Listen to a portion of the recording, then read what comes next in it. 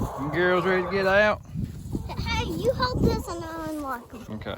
We What's the grow them video, some guys? strawberries. Oh, James jumped around, so. Let them loose.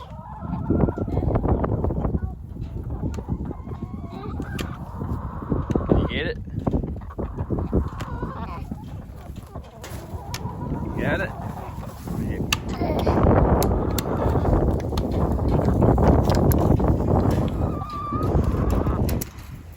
There they go. Their favorite. They love strawberries.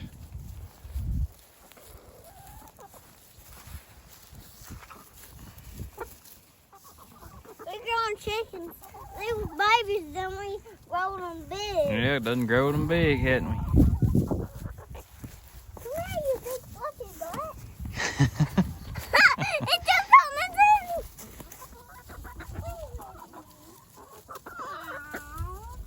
Well, hey y'all, and welcome back to Life on the Ridge. We ain't got a lot going on today. As you can tell, we've had to break out the big coat. It's done got cold, us Mississippi folks. Temperatures in the 40s, which ain't terribly cold, but that wind is rough. That wind's what, Hey, Jefferson. oh gosh, that wind's what cuts you. You can probably hear it. But we just thought we'd jump out here today and bring y'all along. We're gonna check on the chickens. And we ain't gonna be out here long. It's like I said, it's done got cool, us Mississippi folks. But I hadn't done a chicken update in a while. I made a video on a DIY chicken waterer and feeder. And so we've made some changes since then. You probably can't even hear me. This wind it's awful. But we'll take you inside the coop here and show you what I'm talking about. Alright, so for the winter months, and it's so windy and cool, I had some black plastic, and I've got it tied up right now just to kind of keep some wind out of the inside of the coop. That will come back out once it starts warming back up. But we bought this new waterer yesterday. This is a 5-gallon waterer, and I like it so far.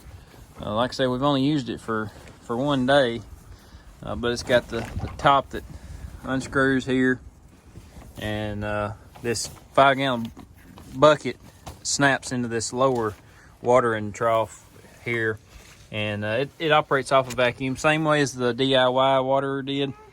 But the problem with my homemade waterer was that galvanized metal pan. Every now and then I would add apple cider vinegar to their water, and it started rusting out, and so we wanted to change that. So I ended up just going with this store-bought water. We're going to try it for a little while and see how it works. I cracked one. You cracked one? Yeah. How'd you crack one? With my thumb. Where's it at? It's in my pocket. You cracked an egg? Yeah, in my pocket. Oh, man. Oh, I can't do it. Oh, no. Oh, my.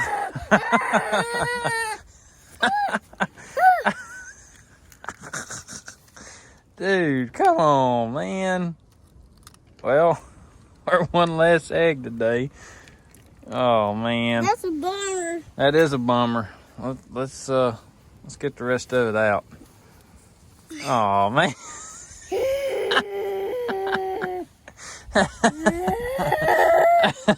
The face says it all.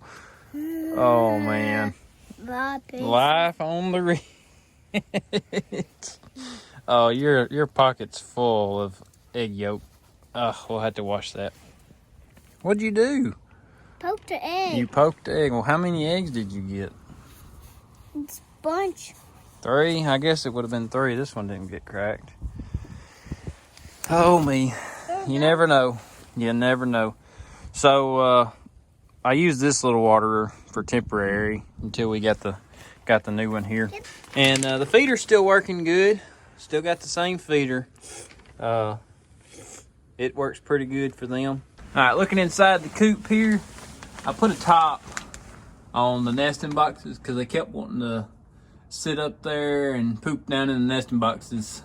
So I put a top on it so they wouldn't get up above the nesting boxes and make a mess.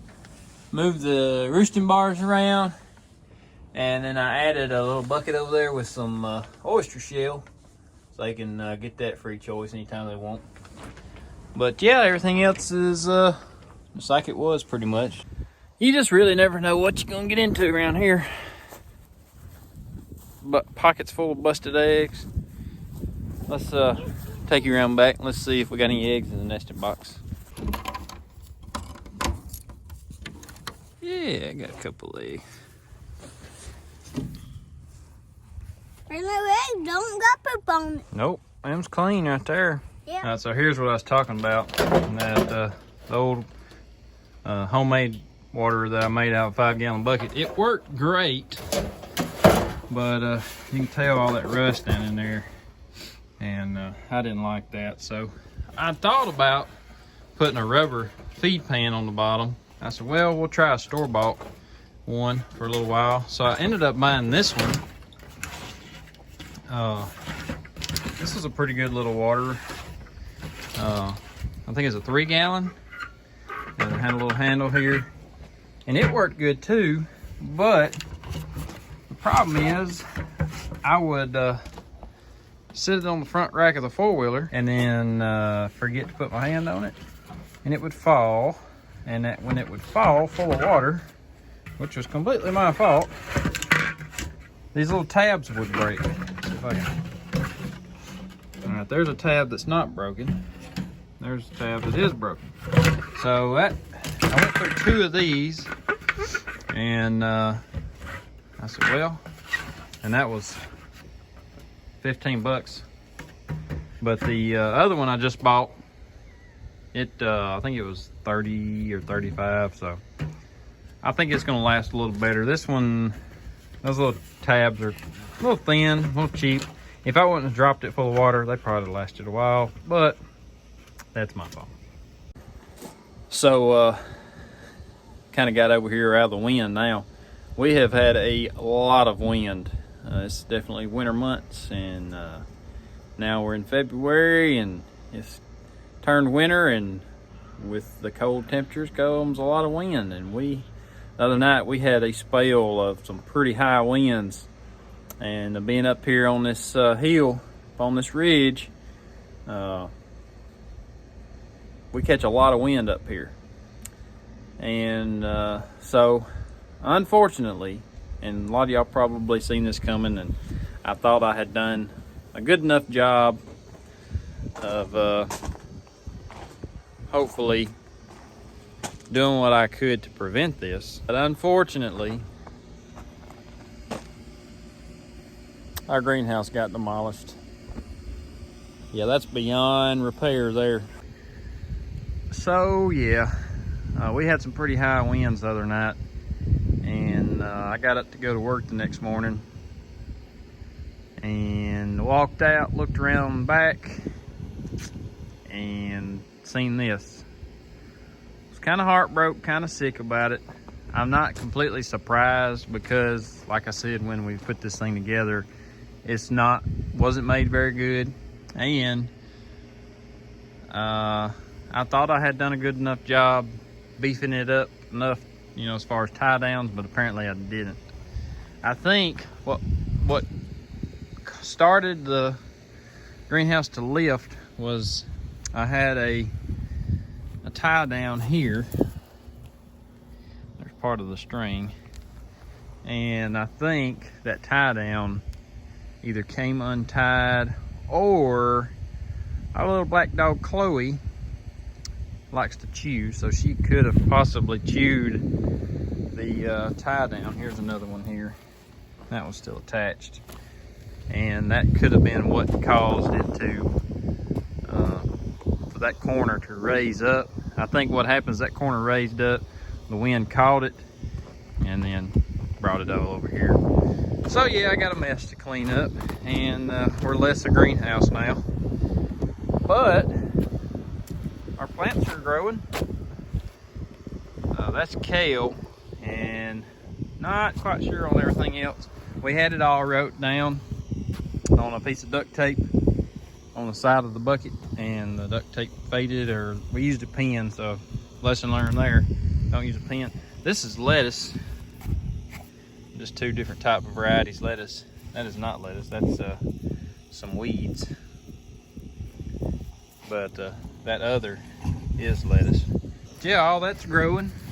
So yeah, got quite the mess to clean up. I don't know what I'm gonna do. I'm gonna try to salvage the plastic if I can, and I don't know. So I think for our next greenhouse adventure, we're gonna try to do the cattle panel greenhouse, because it's gonna be heavier and more sturdy. And being up on this hill, we really need heavy and sturdy. As you can tell, the wind is pushing through here right now. So yeah, greenhouse is done, and but other than that, all is well on the ridge. Everybody's happy and healthy. Mama and baby's growing. We go for another checkup here in another couple weeks, I think. But all is well on the ridge. I hope all is well with y'all, and hope all y'all are staying happy and healthy. Appreciate all y'all watching. We are getting mighty close to 20,000 subscribers. We may actually hit it before this video comes out. But anyways, I hope all of y'all have a great day, and we'll see y'all in the next video. All right, so greenhouse update. Ta-da! All right, so if anybody remembers the goats, this was the goat shelter frame. Got the bottom with the cattle panels up top. So I decided to reconstruct the frame here and put that plastic over the top for our greenhouse. So that's what I did. Works pretty good too. So this time I stretched the plastic under these 4x4s. Back up, girl. And drove some stakes into the ground and then drilled them into the 4x4. So it's not going anywhere. And to hold the plastic down, put a little, like a furring strip 1x2, screwed it in over the plastic. It's not going anywhere. Same on the back side, just pulled it down, tucked it, pulled it real tight, put a furring strip down along the bottom. And same thing on this side, put some stakes in the ground, two different places. And the inside, got all of our plants back in here. Not the amount of room we had, but well, this will work for a temporary greenhouse.